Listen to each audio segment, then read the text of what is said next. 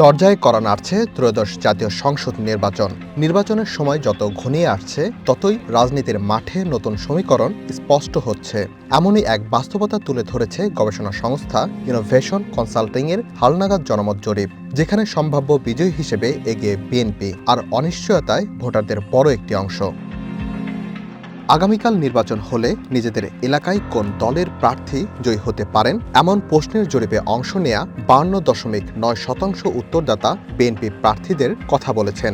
অর্থাৎ সরকার গঠনের ক্ষেত্রে বিএনপির ওপর আস্থা রাখতে চাইছেন অর্ধেকের বেশি ভোটার, আর 23.8% ভোটার এখনও নিশ্চিত নন কোন প্রার্থী জিতবেন। এর আগের জরিপের তুলনায় এবারের ফল বিএনপির জন্য আরও ইতিবাচক।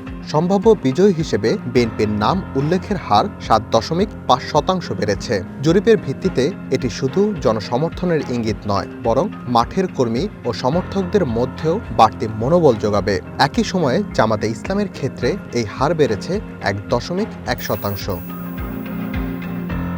জরিপে দেশের ভবিষ্যৎ প্রধানমন্ত্রী হিসেবে 47.6% উত্তরদাতা বিএনপির চেয়ারম্যান তারেক রহমানের নাম উল্লেখ করেছেন। জরিপে বলা হয়, তারেক রহমানের দেশে ফেরা এবং খালেদা জিয়ার মৃত্যুর পর সিদ্ধান্তহীন একটি বড় ভোটার অংশ বিএনপির দিকে ঝুঁকেছে, যা দলটির ভোট ব্যাংকে আরও বিস্তৃত করেছে।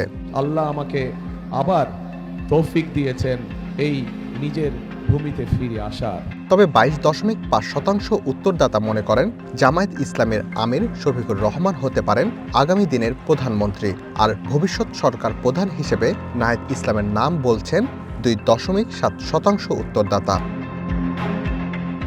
তবে অনিশ্চয়তার মধ্যে রয়েছে জরিপে অংশ নেয়া 22.2% মানুষ। তারা নির্ধারণই করতে পারছেন না কে হতে চলেছে আগামীর প্রধানমন্ত্রী বা সরকার প্রধান। এই সংখ্যাটা কম নয়, তাই দোদুল্যমান ভোটারদের ভোটেও ঘুরে যেতে পারে নির্বাচনের ফলাফল। চলতি জানুয়ারি মাসের 16 থেকে 27 তারিখ পর্যন্ত 5147টি সাক্ষাৎকারের ভিত্তিতে এই জরিপের প্রতিবেদন তৈরি হয়েছে। দেশের 64 জেলার গ্রাম ও শহর এলাকা থেকে এসব সাক্ষাৎকার নেওয়া হয়। ভোটার উপস্থিতি, গণভোট সম্পর্কে জনমত, আইনশৃঙ্খলা পরিস্থিতি, নিরপেক্ষ নির্বাচন সম্পর্কে ধারণা, ভোট দেওয়ার সিদ্ধান্ত ও দলীয় পছন্দ, এই 6 বিষয়ে নেওয়া হয় মতামত। জুলাই অভ্যুত্থানে ক্ষমতাচ্যুত আওয়ামী লীগের আগামী 12 ফেব্রুয়ারি অনুষ্ঠেয় ত্রয়োদশ সংসদ নির্বাচনে অংশ নেওয়ার সুযোগ নেই। দলটির কার্যক্রমে রয়েছে নিষেধাজ্ঞা, পাশাপাশি নির্বাচন কমিশনে তাদের নিবন্ধনও রয়েছে স্থগিত। এই অবস্থায় আওয়ামী লীগ সমর্থকদের ভোট কোথায় যাবে তা নিয়ে রয়েছে আলোচনা।